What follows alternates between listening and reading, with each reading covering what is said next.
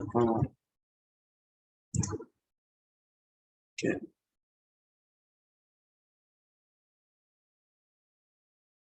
Those who just joined and just asking which department are you from? IT, things like that.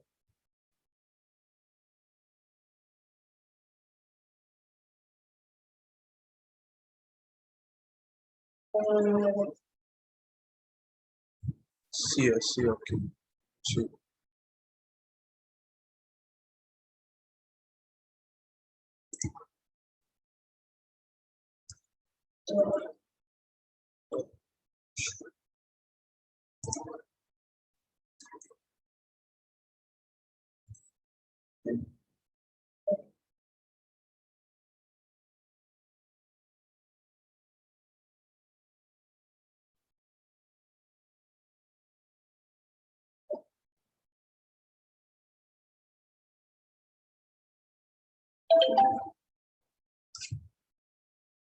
Hello. Yeah, is it clear now? I think I have my 1 second.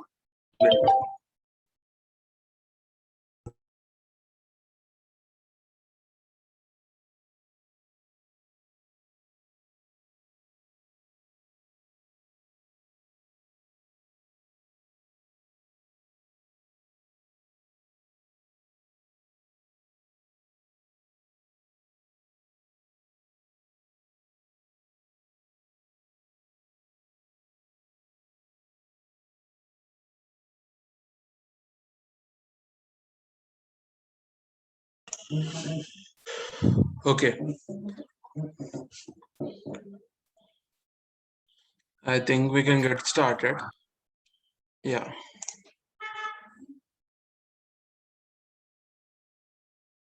So yeah, good afternoon. Let's have a basic introduction. What does AI and data science, what all of them together? So generally, let's have a Venn diagram like this, saying, uh, mm, say this whole circle consists of everything that can be called as artificial intelligence, and then within this we have a small like subset that contains machine learning. So this part would be ML, and within that ML there is one more thing like subset of this ML would we can call it as deep learning. You might have heard different like some people will have use these words, right? Artificial intelligence, machine learning, deep learning, and there is we generally have one more thing called generally we have computer science, right? We can say that here it's not the same size, but we can just say there is computer science uh, thing here. This part would be computer science. So, can you name one thing that uses AI that you like use, or like any AI or machine learning or deep learning? One product that actively uses this machine learning or deep learning, anything like that. Have you ever come across anything that you utilizes these things?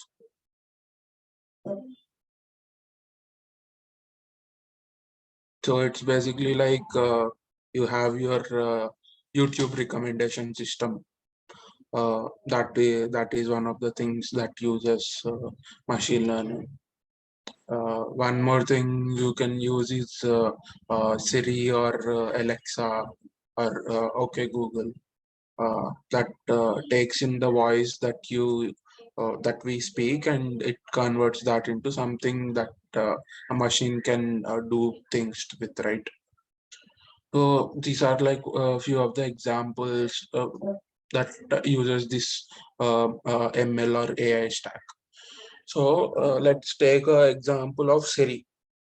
So Siri, we talk with, we say, suppose we want to set an alarm for 10 minutes. Like after 10 minutes, we want to set an alarm. So we'll press that button. We'll tell Siri set an alarm for after 10 minutes. It will record that audio. It will do some processing, and it understands that you're asking it to put an alarm after 10 minutes. So without Siri, you do this manually, going to your time thing, setting up a alarm manually.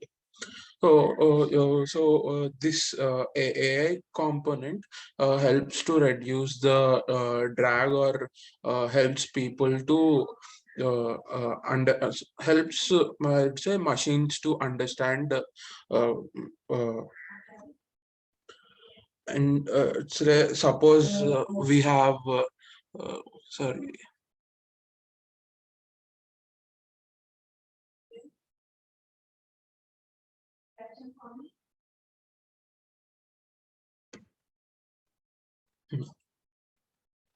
Yeah, sorry for that.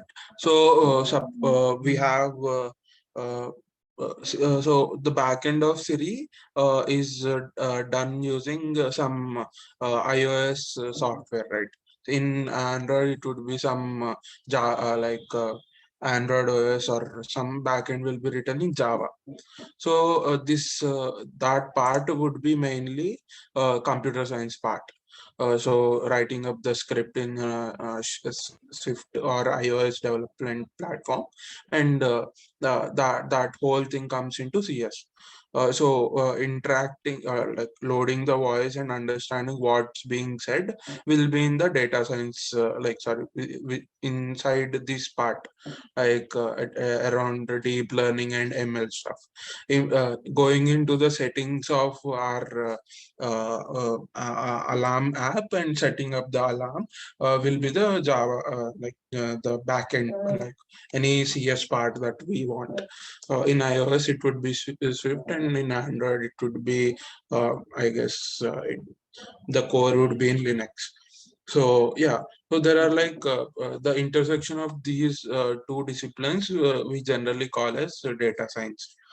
So we need a general description of any data. Any person that's working in data science can be broadly divided into three categories. So it would be data scientist, then it would be data engineer, uh, and one more thing is data analysis. So what does a scientist to do? So having some data, doing some experiments. What does an engineer do? Uh, Setting things up and making products, deploying them, seeing everything going well. So what is data analyst do? So data analyst has so he has to collect data and analyze. So since 2000, I would say since 2004, slowly the amount of data as a world is being, as humans are uh, generating, has drastically increased. Rather than that we are generating, the amount of data that's being stored has been exponentially growing. So there is a lot of data available for us, and then so we need to make sense out of it. So in 2008, the term data science was coined. So to do some, generally any science would be of the different steps, having some hypothesis, testing our stuff, and trying to get some sense out of everything that's happening. So once we have the so generally we start off with the data analyst. Then we switch our roles into data engineers, and the data scientist part goes in hand with both the engineers and analysts. So suppose one example would be, suppose we are trying to work with some hospital. There will be a specialist who can read X-rays. He has a lot of experience. It's like some 20 years of his life he has spent like analyzing the X-rays, saying if the patient has some problem or not. He has that domain knowledge to analyze the information that's being said. Similar to in some financial market, the a person who has spent some 20 odd years in that in a specific segment, he understands what's going on. We generally call him as a data analyst or a domain expert. They understand the data, and mm,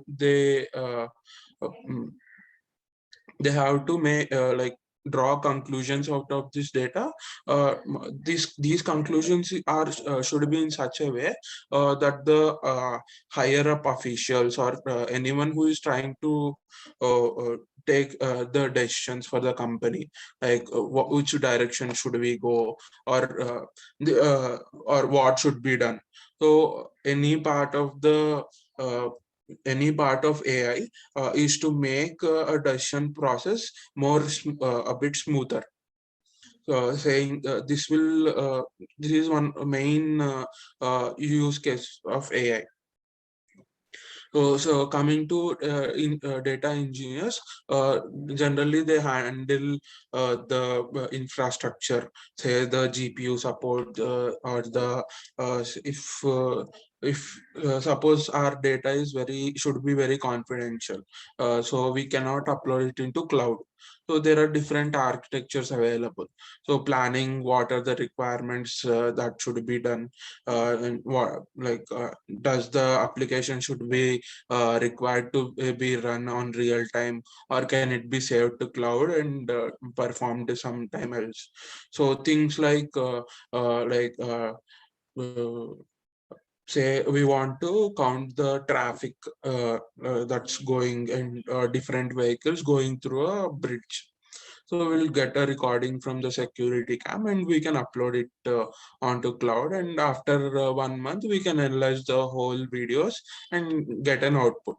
This would be one kind of use case that might not be necessarily be real time. And say one more use case, say it might be detection of accidents on the bridge. This has to be in a real time.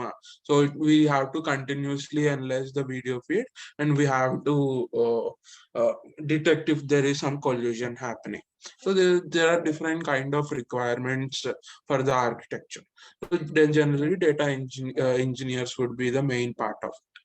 Coming to data scientists, so once we have a data, we have say we have collected a lot of data, and the data analyst has told us these are the key points that we should use, and the rest of the data is not required for the analysis. So he has cleaned the data and has given us that data. Then we try to do some experiments on this data to like find out what is the different kind of distributions available to predict the in some frame it might be predicting the future if the data is temporal data. So I suppose these are the primary roles that are currently in the industry. And the next thing is like coming to data. Manoj, sorry to disturb, Manoj. So are you showing any slides? Because we are able to see only the No. Okay, fine. Yeah. Already. Yeah. So there are three different kinds of broadly categorizing the data. We can say there are three different kinds of data set. So any data can be of three different types. One would be spatial data, one would be temporal data, and one would be structural data. So spatial data is like anything related to images or videos, anything that has distance related to it. So temporal data is like any financial markets or weather prediction and things like that. And the third part would be structural data. Structural data is anything like our friends list in our social networks or the different type of like different genres we listen to in music. So broadly, any kind of data can be divided into these three different parts. So coming to the programming programs like programming language we generally use. So previously it used to be R used to be the main language. People used to do the analysis part of it, and then slowly there are like people started using open sourced libraries. Say suppose we want to find a square root of some number. So somewhere some person has written a library to do this thing. We don't have to write our own library to from scratch to get a square root. So this kind of mentality was being developed, and for this, the Python community has slowly picked up the pace in open sourcing most of their libraries. So like that, we most of the people who are doing data science then started using Python, and it went into a kind of loop that helps.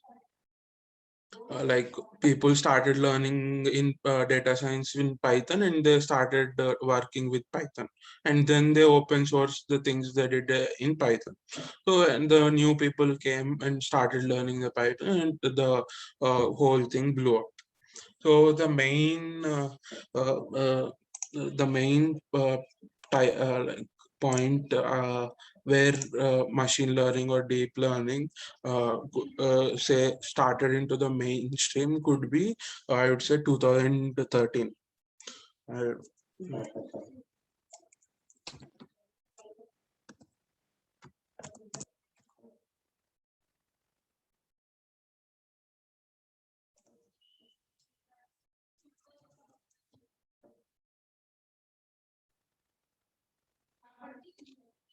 1 second.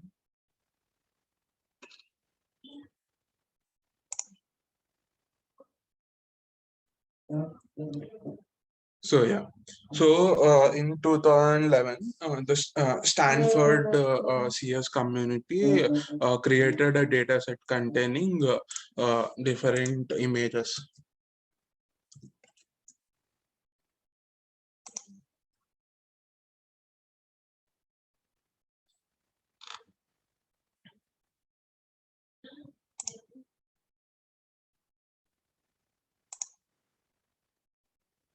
So see, this is the challenge that was created in 2010. Large scale uh, visual recognition challenge. So the main thing is like given an image, we need to find what is there in the image and name things. So you might have remembered before the smartphones, there were point and shoot cameras, and they would only take a picture if the person in that screen is smiling. And even before that we have this pin code. So within that a single box thing, we write our pin code, and or else the checkbook or our bank account number. So it can be easily scanned, and the numbers within that boxes can be detected, and sending mails have been very fast since then. So these are one of the mainstream use cases for computer vision. So from that, this kind of analyzing what's there in the image so that a machine can understand has been slowly been taking up pace. So in 2010, this large ImageNet competition was started, and here you can see this competition in 2011. Some scale shift. Shift means scale invariant feature transformation. So this was one algorithm they used to get 50%, some 50.1 accurate, 51% accuracy. So then this competition kept going on. In 2013, from Jeffrey Hinton and Alex Krzyzewski. So the Jeffrey Hinton was a lecturer, and this Alex person was a PhD student under him. They both entered this competition. They used the convolutional neural networks that you'll get to know in the future classes. They first time used this kind of model building to extract information from images. So that blew up the blew everyone else that were using hand built algorithms to win the model. So the main part of any deep learning or machine learning uh, is like we try to develop an all generally algorithm is like is a step-by-step process that will lead us to some outcome. In say we have a problem, we have different steps to solve it, and it would give out the answer. In machine learning or deep learning, what we generally do is we have a a large number of questions and a large number of answers relating to these questions. We don't know how to get from one question to one answer. We give this to a model. We generally call it a model. It will somehow learn to predict the answer from given a question. So the question might be given an image, tell whether it's a dog or a cat. So we'll have a bunch of images. We label them. This image is cat. This image is dog. So we'll have some say 2,000 images of each class. Then we label them and we'll give it to the machine. It will slowly understand, update itself, learn from the images, and it will give us the output. So since then, in 2013, this model was like 63% accurate, and then slowly, people have been chiseling at this problem for a long time, and a large amount of money and compute has been thrown at this.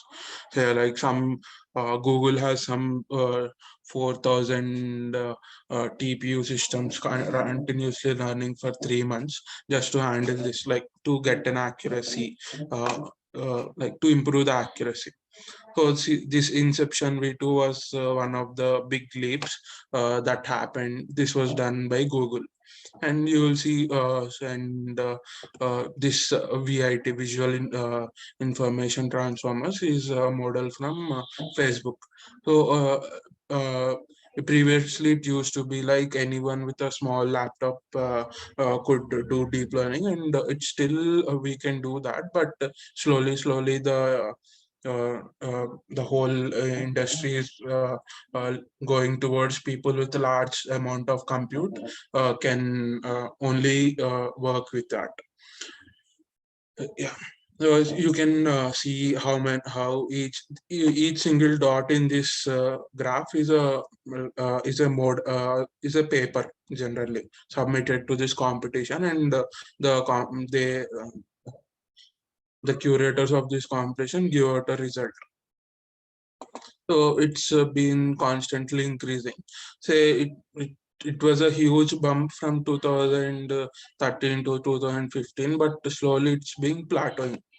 So after this, there were like different. This data set was like all of everything that we can extract from this data set we have done, and slowly new data sets were like coming out. So new data, one more data would be this COCO, Microsoft Common Objects in Context. This is similar to the ImageNet dataset, but it's a bit more larger than this. So this is a rough idea, and this website is called paperswithcode.com. You can go to this. You can browse to the current state of the art. What are the different domains where machine learning or deep learning is being like utilized. So here we have computer vision. Computer vision, I would say, is the main driving force of all the deep learning like pushes that have been done in the industry. And then next comes natural language processing, and there are like a lot of medical people see it's like generally doctors spend a lot of time training themselves to be a bit very accurate in their diagnostics. Now if they have tools built that can learn from their from the like good doctors and help others to reach better conclusions faster and cheaper, it is very helpful. So uh, uh, I think Huffington Post or some Daily Mail or some Washington Post, one of the reputed papers was saying that by 2025, some $60 billion would be the market in medical AI that's been invested in medical.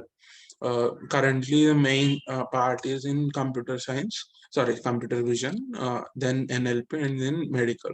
And then you can go through these different types. So, what are the different branches that are using data science? And so there are different subtasks within computer vision also. Segmenting an image, saying what does each pixel in a given image correspond to. Say this pixel belongs to a cat, this pixel belongs to a dog. So image classification, object detection, image generation. There are different large number of tasks in each and everything. So you'll say, suppose image classification is one of the tasks you can pick up. So here you can see there are different data sets available for this specific task, and each data set will contain like this will show the leaderboard of each and individual paper. So here, this each and individual paper has a scoreboard attached to it, and you can see, like in 2021, the currently the most like top 1% accuracy is 90.2. So this some algorithm called meta pseudo labels using efficient net. So there like each and everything of this is a single research paper that's being published, and you can see the GitHub code along with that. I would suggest all of you to, when you have free time, go through this. What is the current state of the art within each domain? You'll get familiarized with wherever the AI is being used, and you have some idea how to solve things. This is one website, and the other website is one second, and the other website is kaggle.com. This is the best resource. There are a lot number of data sets that are available here for free, and you can like there are different people going through each data set, and they write their own code, and they post it here. You can all go through these data sets. There are a lot of different kernels available for suppose, yeah, scale fish data set. Say here we have some large scale fish data set that contains 3 GB of images. So each data set, there are like here they have provided different data set and the segmentation examples. So there are some keys.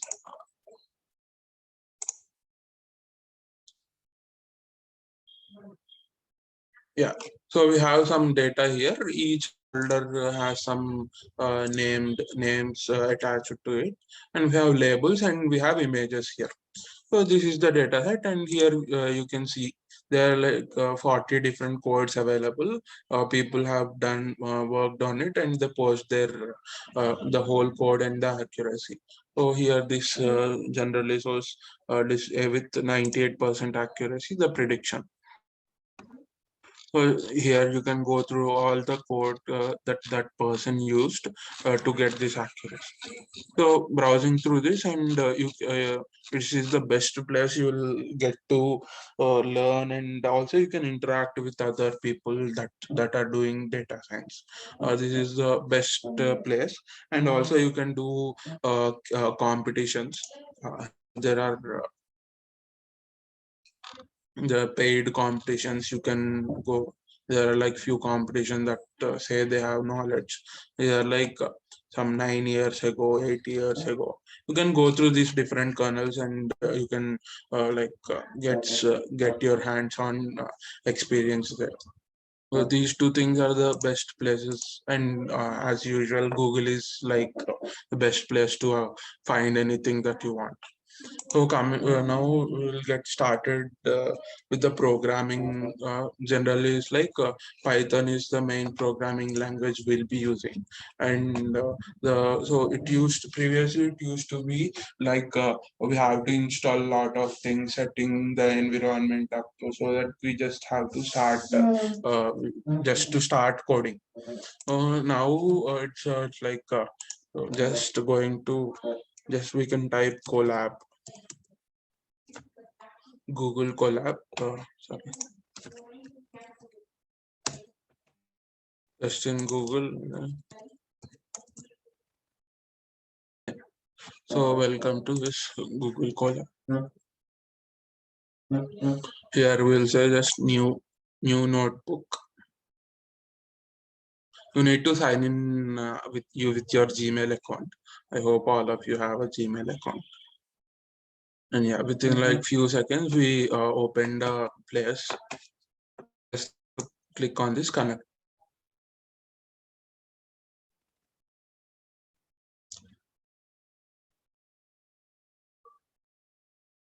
Yeah.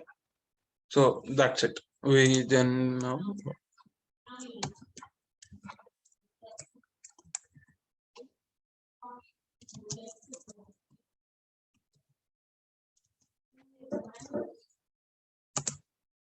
with just like few steps we set up, like everything is done, and we started programming in Python.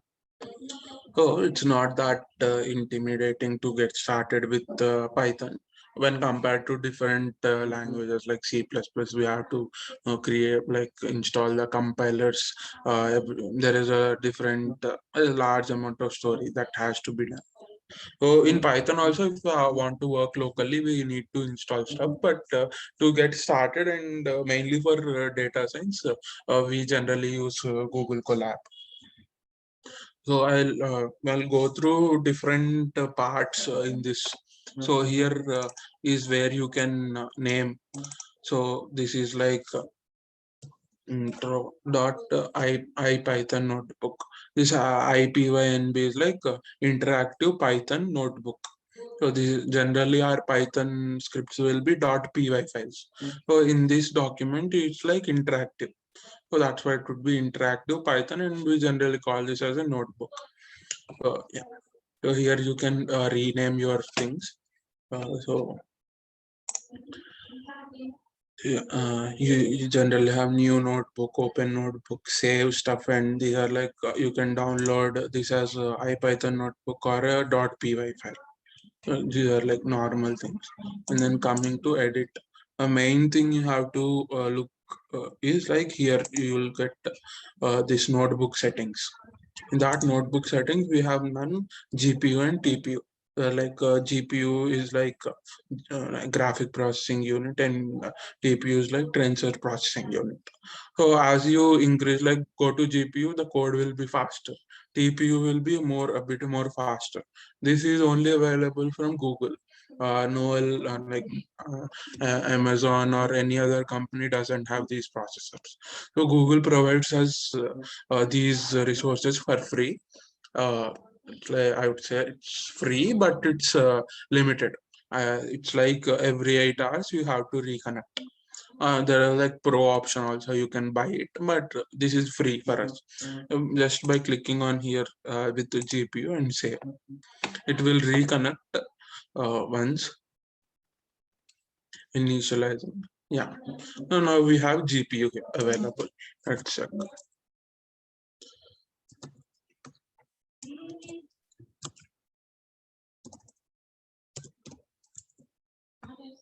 Yeah, so here we have Tesla T4. GPU has been allocated to for us, and it's like roughly 16 GB GPU has been allocated to us. So it is just basically free, and we can run this for 8 hours continuously and just reconnect every 8 hours. That's it. Okay, so don't worry about this command. It's just to show you that we have GPU access right now. So all data science GPUs are built by NVIDIA. So AMD does not have any support for data science, at least for now. Okay. So and then we have there are different things you can go through here. Here, our code cell. So it's creating a new code cell. Like here we can write things like here. This is a markdown format. You can type our stuff, and it will show us. So here we have intro. This would be a code block and some text cell. Select header calls. These are general stuff. So here run all. This will run all the cells that are available for us, and interrupt cell, restart runtime. There are like few set things that you might be using. So yeah, this it's not that useful. Yeah, these two if you have time. And then here you can see our usage. So disk and RAM. Manage sessions is like if you have 2 or 3 different things that are, see, previously we opened this session with normal things, then we converted that into GPU. So this session is also available, and just to go there and terminate. This is this thing is like your laptop, like your PC, but sits in cloud. You're interacting via some browser. That is the only part. You just need to have some Google Chrome or Mozilla and some internet connection to start learning. And yeah, so yeah, here this is like index, like what are the chapters that's going on and things like that. So this is like our uh, uh, Windows. Here we have this thing, right? I forget what we call this. Like this window that shows our local drives and things. Oh, that is similar to this. Here we have some folders. This is like our file explorer. Yeah, this is our file explorer. Yeah. So this by clicking this button, you can upload your files onto this local system. Here you can see there are like 30 GB is available for us, free space. Here you can upload your data sets and stuff like that. This is just to refresh, and by clicking this, we are trying to we are connecting our Google Drive to this. Is like just say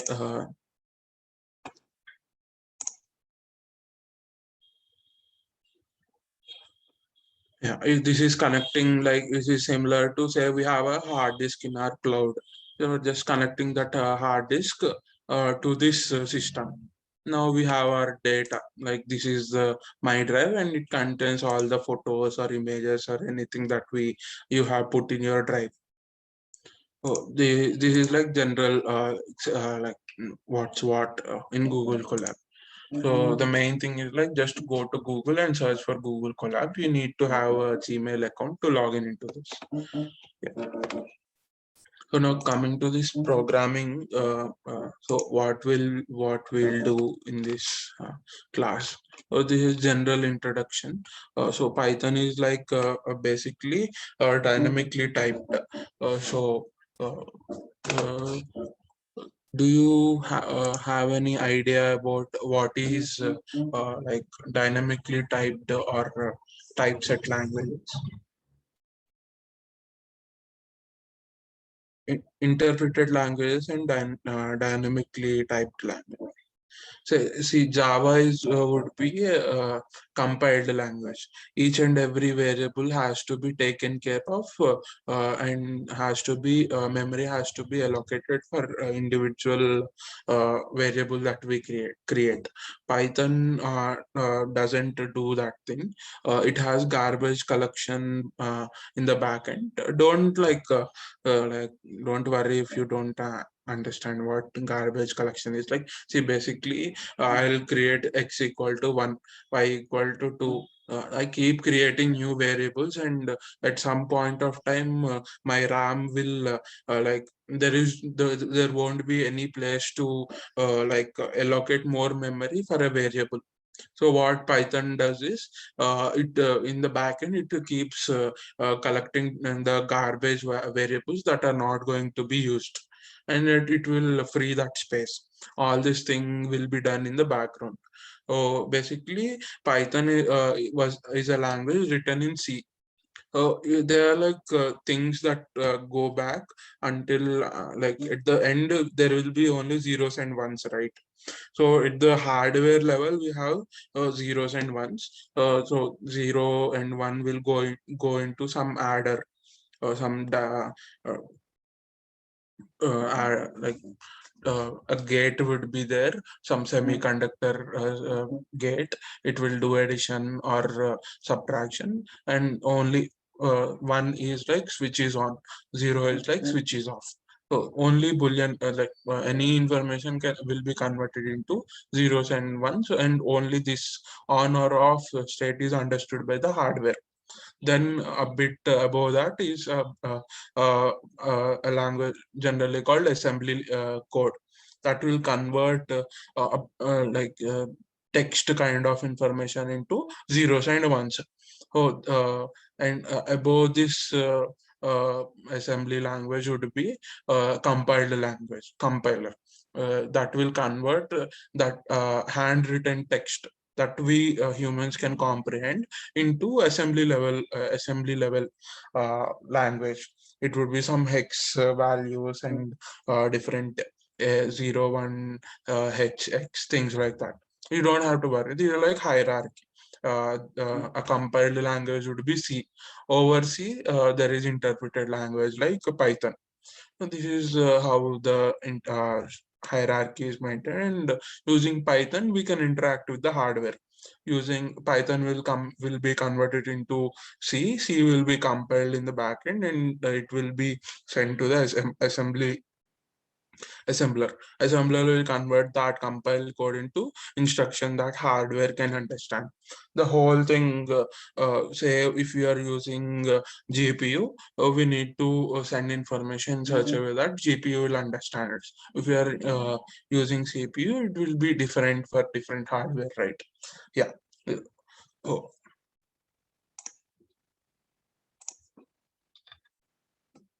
Here, generally we can put plus code or plus text to create the thing.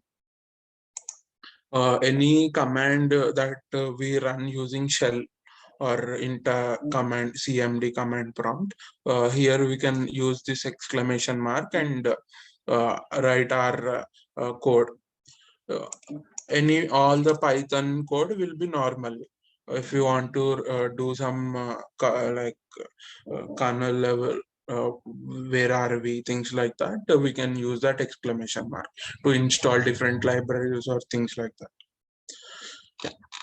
Here we have a small notebook, and we have here you can see, we have introduction, what are different things in Python, and there is NumPy and Matplotlib. So this part is like just to see the index of this, the whole notebook. So uh, you can close different cells here. This will help you like to handle what's what. So let's get started. Like what version are we using? So first we need to connect to this. So since we are just using Python, I'll not use this. I'll just put this to just CPU. Next, when we are required, we'll use GPU. Now to run a single this cell block, we can either press this run button or we can press shift and enter. This will execute the current cell and will return the value here. So how many of you understand quick sort? Yes, how does a sorting algorithm work? Just type yes or no if you know what a sorting algorithm is. Given a list, it will go through each and individual value and it will return the list in an ascending or descending order, however we might like want, right? Yeah, sure. Thanks, Alekia. Yeah. So this is a small code that's doing this quick sort. There is this part is called a function. We'll get to it. I'm just showing where we'll reach after some time. So there is some this is creating a definition of a function. This is the name of that function, and these are the way here we have that the variables this function will take. So this is a sorting function, right? So we need to sort a list of different members. We'll give the list into this function here generally. And here we have some logic, something we'll do with that list. And finally, we'll return something. So you see like each and every step is like line by line. So interpreter will the Python code or the interpreter will go through each and individual line. First it will go through here. Here it says okay def. Okay, so the person is trying to define something. What is he defining? He's defining a function called quicksort.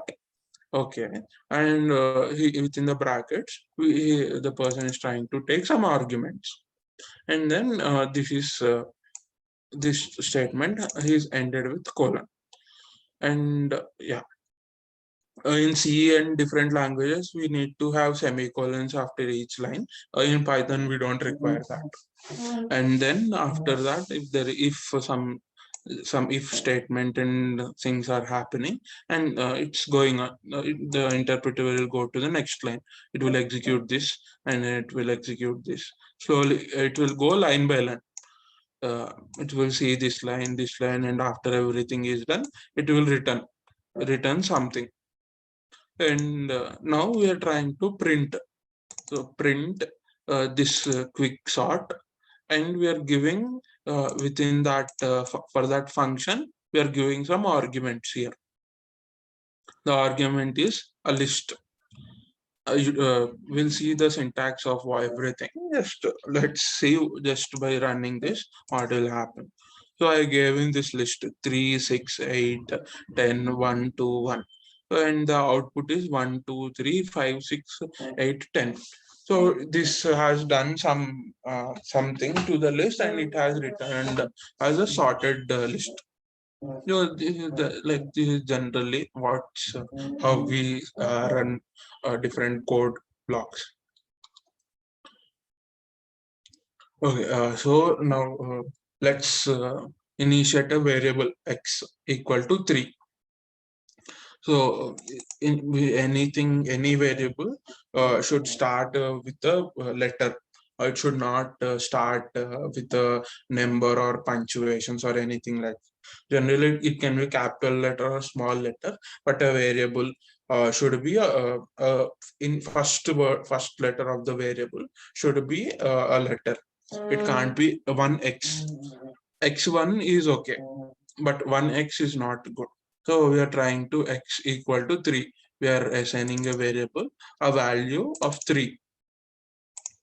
So now then we are trying to print x comma type of x. This is internal other different functions that are available for us. By practice you will slowly understand, like by practice you will get to know what are the different functions that are available by default. Yeah, so just x equal to 3, print x comma type of x. Yeah, so x equal to 3 and it is putting class int. So x is an integer. Now if I put x equal to 3.0, any guesses what would be the output? Wow. Yeah, nice. This would be a float, right? So there are different type of variables that are available. Now let's see, let's put this back to 3 and it is an int, and we'll just go to the next part. So we'll have x equal to, so print x plus 1, or x plus 1 is 4, x minus 1 2, x into, so star is like the into, and 2 stars would be exponentiation, x power 2. So this is the basic syntax that we use. Yeah, so you might like come across like within a loop they will say for I equal to 0, I greater than 10, I plus plus, and some will write a loop like that in some programming language. If you have come across I plus plus or I minus minus, will increase the value of that variable by 1. Here in Python, we don't have that syntax. Yeah, so x plus equal to 1 would it be? Yeah, x equal to 3, right? X plus equal to 1 would it be adding 1 to it. Or else we can write x equal to x plus 1 also. This is just, let's x equal to x plus 1. Now print x. This will also do the same thing.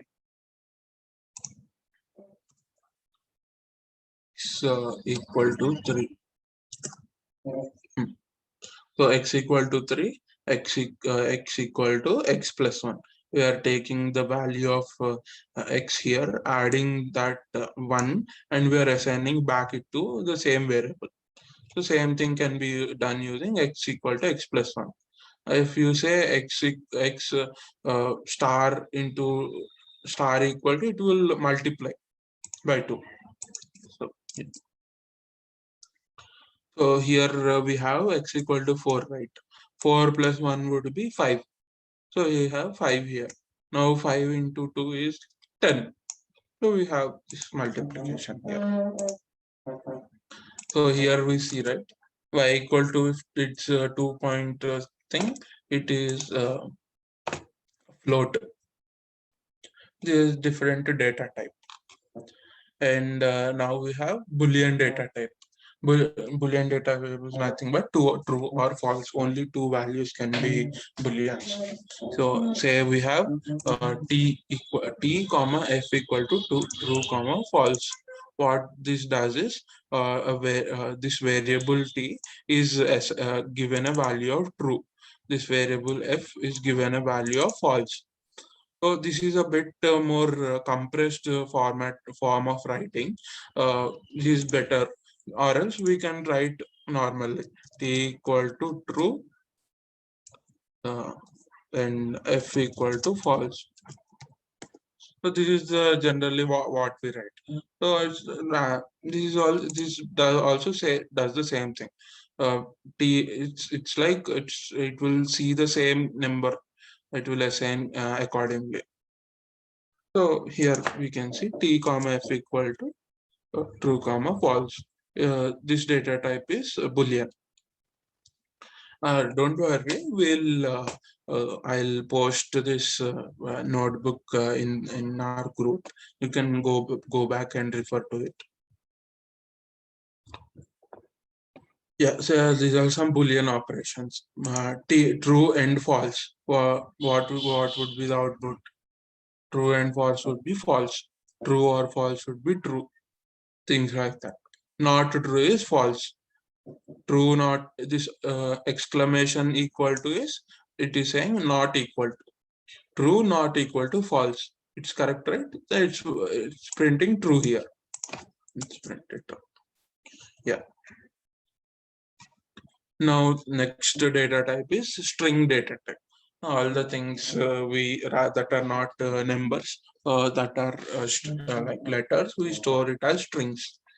So even numbers can be stored as strings.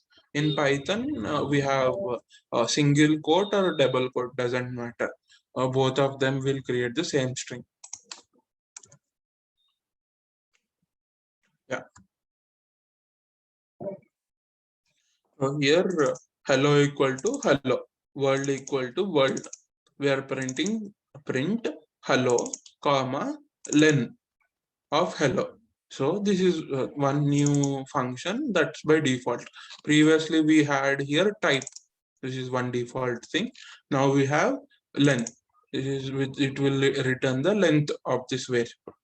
So here we have 1, 2, 3, 4, 5. 5 letters. So it is saying 5. Yeah. So we can similarly add the strings. So here HW equal to hello. Here hello is a variable, right? This variable contains the string, this hello, plus this string is a space bar, like space, plus, yeah.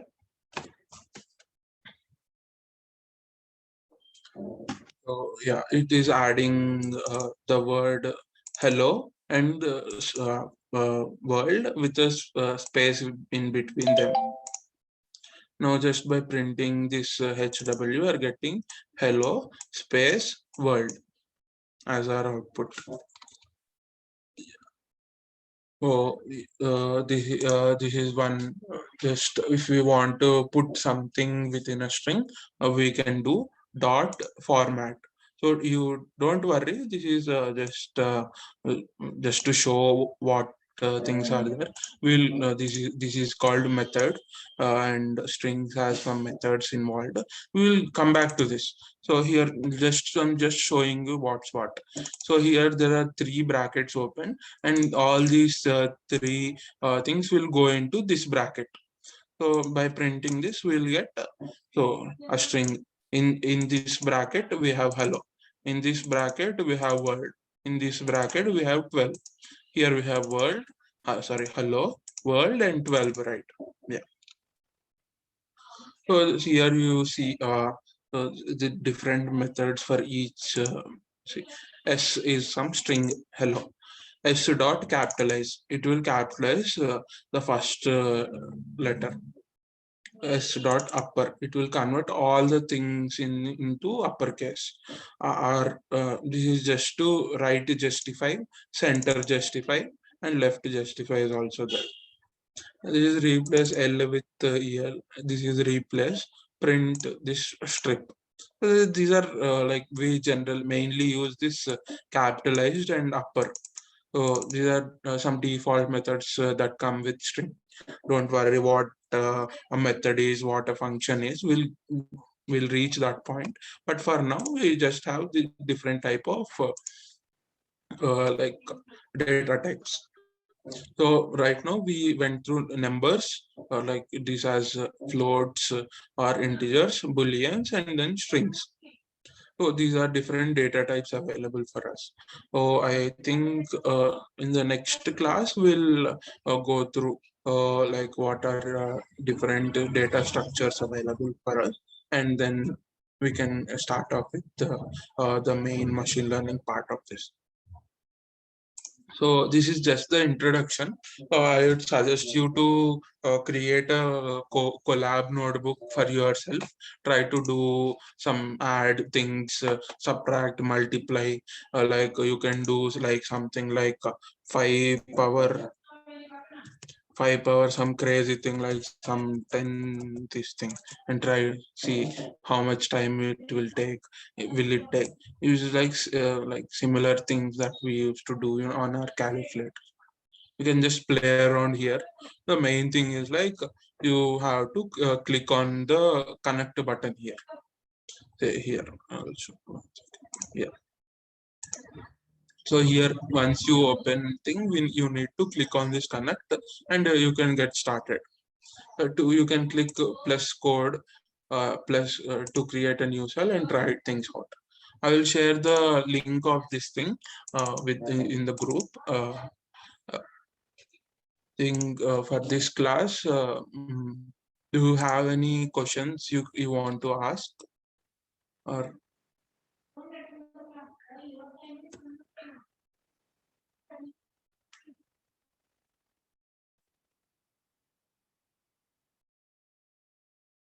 yes, if you have any questions, you can ask, or else you can put your attendance in the link posted, and I think you can leave now.